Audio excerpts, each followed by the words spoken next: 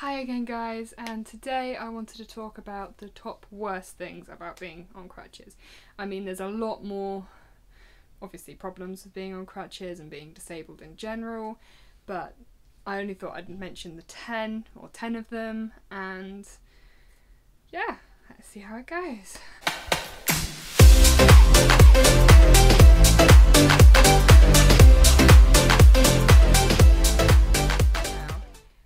Like in my last video, this one includes, and obviously the worst as well, they're not quiet.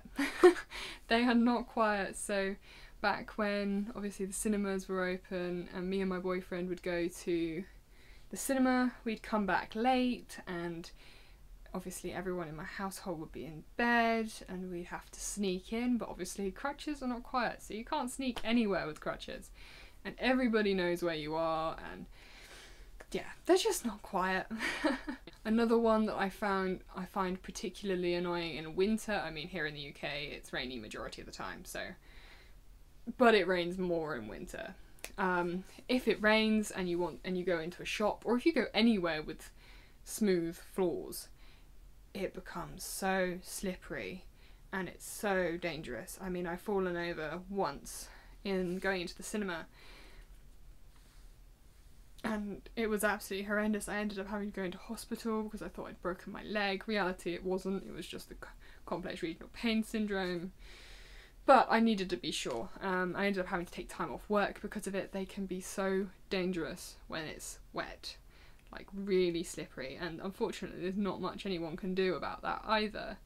Because if you go into a shop, people obviously walk about and their shoes get wet, the mats get wet, so they obviously spread water everywhere. It's not fun, not fun at all. Now this depends on the type of crutches you have. I purposely use elbow crutches primarily because they're a lot like.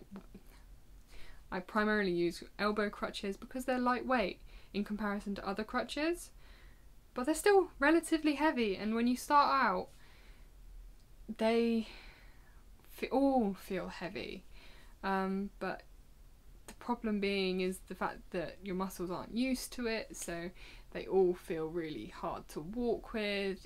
It's a learning process, but them being heavy is a problem.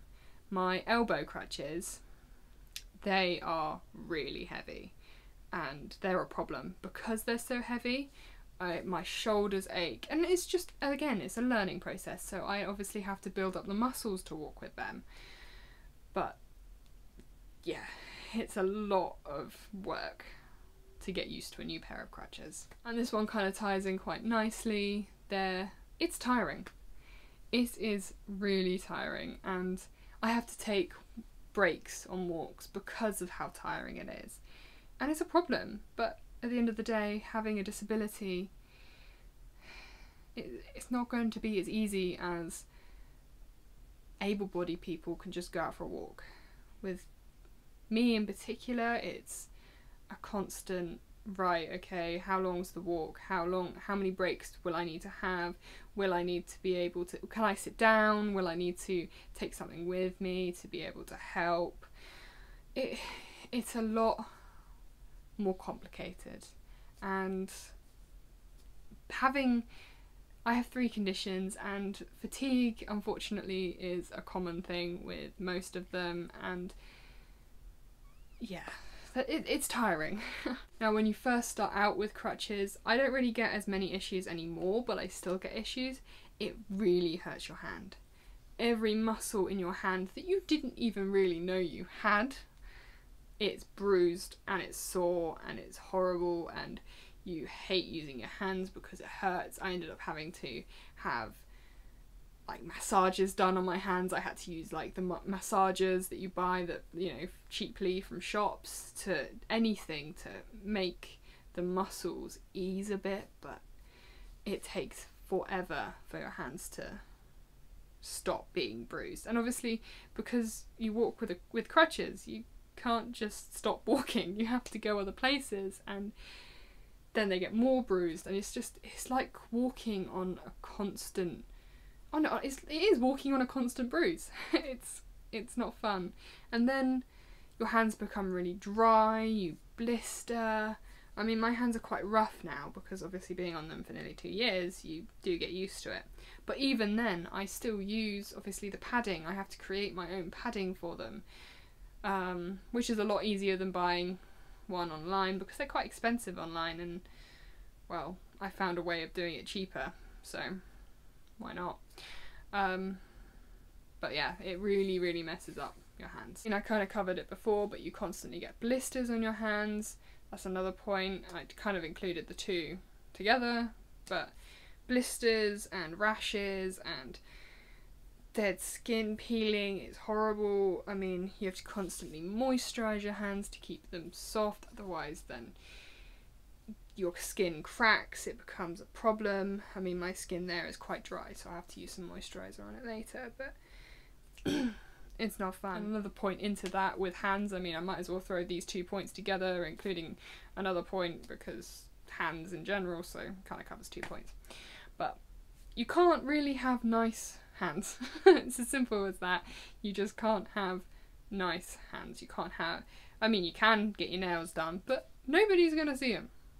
Because you use them to walk. Nobody is going to see your hands, and you have to be careful with nails, because whereas you're holding onto the sticks, if they're too long, they can dig into your hands. If you want nice hands, don't use, I suppose it would be the same with a wheelchair anyway, but can't have nice hands. Now, this one is quite a problem. Since being on crutches, I developed functional scoliosis, which I'm seeing multiple chiropractors for.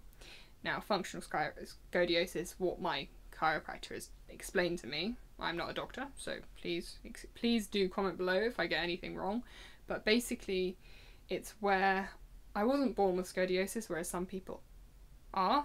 I developed it because of the bad way in which I walk, the bad posture that I have. And being on crutches, you're hunched over, you're not really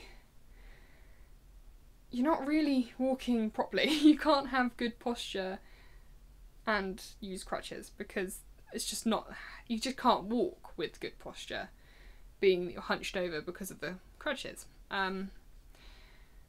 So I obviously developed functional scoliosis. I've got problems with my neck, I've got problems with my back, and that's just a start of problems. And I've actually got pictures, and I'll incorporate my x-ray pictures to kind of explain and show how bad your posture actually can become with being on crutches. And I'm sure it's probably very similar for people who are in a wheelchair, because obviously being sat down all the time, it can't be good for posture, because I know certainly being on crutches isn't.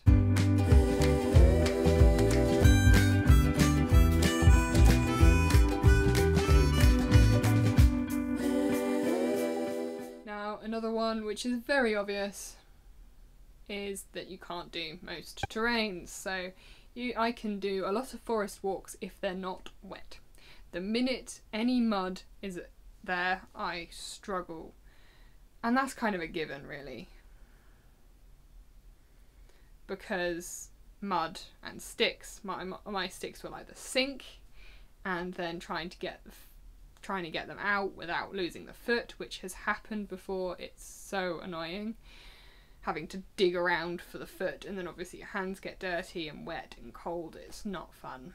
But I can't walk without the foot of my crutch, so if I lose them, I have to go digging for them. And yeah, mud is slippery, it can be, it's stressful, so I can't go anywhere with mud, and I can't go anywhere that sinks. So obviously the beach is a problem, which I've covered in other videos. And yeah, it's just basically most muddy, wet terrains I can't manage. I can't carry anything, which is really annoying. So I have no independence when it comes to shopping, because I can't carry anything unless I want to stick it in my mouth, which I really do not want to do in general. And with COVID, it's a definite no. So yeah, you just don't have any independence when it comes to having to use crutches, because you can't carry anything. You can't obviously go into a shop and stick everything in your bag because they'll think you're stealing it. So it's like, well, what do you do? I mean,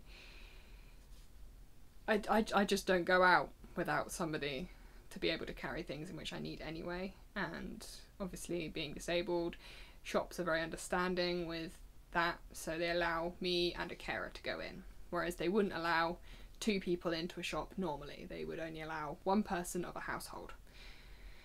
Being that I need to buy my own things, I'm allowed a carer, which is always handy, but you can't carry anything, not even in your own house, which is really, really annoying.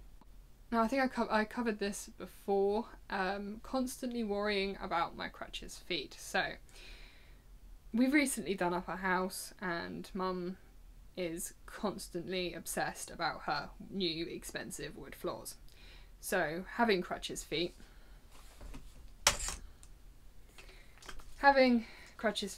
if I take off the end for people to see, it's just a metal tube. It's quite a dirty metal tube, but it's a metal tube. And these things wear down. So you end up with the metal tube poking out the bottom.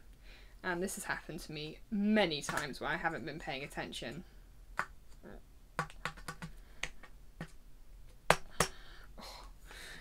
Ow. When I haven't been paying attention, and it's you can feel it when it's coming to the end. But me being me, I like to just push the boundaries and wait until it's completely broken. But with that, it then can damage the floors.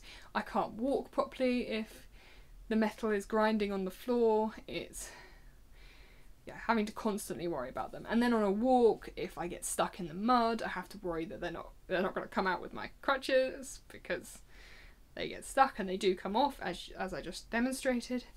It's quite tough to take them off, but they do come off, and I have to constantly stress, and I have to have backups if I go on holiday, which I haven't done in forever because of COVID, but when I did, I had to worry about, obviously, I had to take crutches feet with me. The feet are just a constant problem, which is why if I could create my own, which hopefully I will be doing soon, it wouldn't be as much of a problem, but yeah. So there are my 10 worst things about being on crutches. They were in no particular order. I hope you really enjoyed it. Please like and subscribe, and I'll see you next time.